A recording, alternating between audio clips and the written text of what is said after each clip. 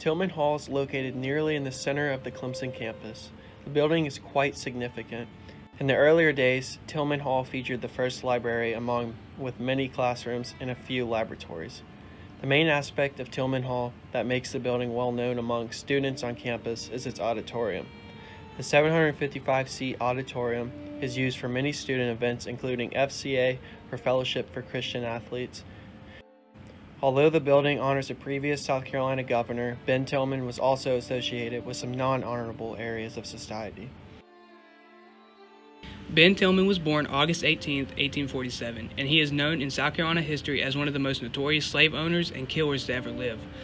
Tillman owned one of the largest plantations that was over 1,000 acres of land in 96 South Carolina, and with this plantation there were many slaves that worked for him. During this time period, slaves were already treated badly, but Ben Tillman took this to a whole new stratosphere. Tillman was very fond of lynching his slaves and terrorizing/killing many African Americans across South Carolina and its surrounding states. During his life, Ben Tillman led many massacres that resulted in the many deaths of African Americans. The most notorious massacre led by Tillman was known as the Hamburg Massacre on July 8, 1876. The massacre happened in Hamburg, South Carolina, and it began when a group of white farmers, led by Tillman, engaged combat with a group of black militiamen by the town armory. The battle resulted in the death of 6 African American men, 1 white man, and it wounded most of the other participants. Ben Tillman led other assaults on African Americans throughout the Reconstruction time period. Benjamin Tillman's actions is what caused him to go down as one of the most dangerous terrorists in South Carolina history. But does Clemson mention these facts in their biography of him? No. Tillman Hall was designed by Alexander Bruce and Thomas Morgan. The construction of the building began in late 1890 and was completed in 1893, just in time for the opening of the school. However, not even a year after the building was constructed, a fire destroyed the entire interior of the building. The architects were brought back to Clemson to redesign the inside of the building, which was completed in 1895. After the building was constructed, it was referred to as Main Building, or Old Main. Old Main also had a building connected to it called Memorial Hall, which served as a chapel, meeting hall, and entertainment venue. The name transition from Old Main to Tillman Hall occurred in 1946. After the 50th anniversary of the school's first graduating class, Ben Tillman's son, William, prompted this name change because he believed the legacy of his father was being forgotten. Tillman Hall was not named after Ben Tillman until nearly 30 years after his death. Almost 10 years later, Tillman Hall became the home to the College of Education, with the attached auditorium that hosts many lectures, concerts, and other events. Tillman Hall has remained home to the College of Education ever since and has yet to have another name change. We asked students around campus 3 questions. The first question we asked was if they knew who Ben Tillman was. Ben Tillman was, he was a donor to Clemson Agricultural College in the late 1880s, early 1890s, and that's how Tillman Hall became named after him. Okay, so I don't know a whole lot about Ben Tillman, but I know that he was a donor to Clemson like way back in the day, and he is the reason that Tillman Hall is named Tillman Hall. Tillman Hall was originally called Old Main. However, after many years, after one of the graduating classes, it was renamed after South Carolina's governor, Benjamin Tillman.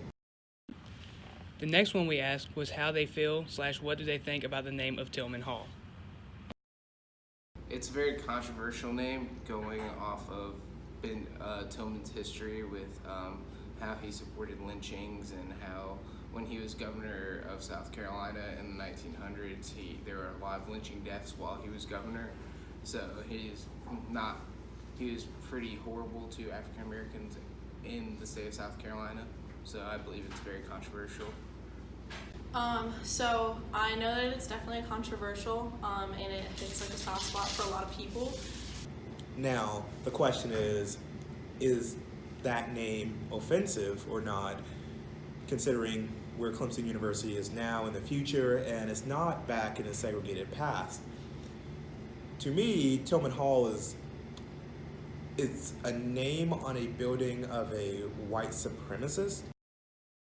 We then asked the last question, which was if they thought the name Tillman Hall should be changed back to Old Main, which was its original name.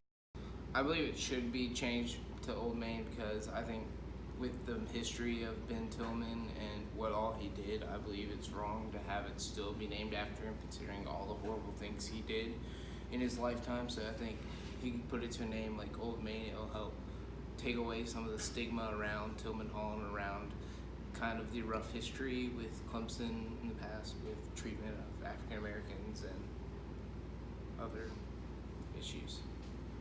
So I think that the name Tillman Hall should definitely be changed back to Old Main, just because it supports a lot of things that I think Clemson doesn't stand for anymore. And I definitely think that it would get rid of a lot of the controversy around Tillman if it were changed. And I do believe that it should be converted back to Old Main because Benjamin Tillman has not contributed anything substantial to Clemson University to further the education of all people. The campus name should be changed because many students do not feel invited into the campus of Clemson University. This is not just some recent argument that has come along. Evidence is shown through not only our interviews, but also shown through other sources of evidence. That source of evidence being in See Our Stripes by A.D. Carson, a black student who mentions how Clemson shows no concern for their black students while still having a building named after a white supremacist who owned and tortured slaves. For students of all different backgrounds to feel uncomfortable, it shows that Clemson is living in a total hypocrisy.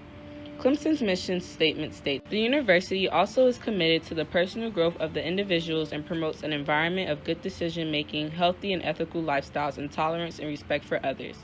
They are not living to that statement because they are not showing any respect for others of minority races. It is a lack of respect not only for the descendants of slaves, but any student bothered by racism. It is a question. Why is Tillman honored so well if he would be disgusted with the fact that students of the supposed inferior race, as he called it, are attending the school? That is how many students would think of the situation, including me, being a black student at Clemson University. Students are uncomfortable because what Tillman stood for.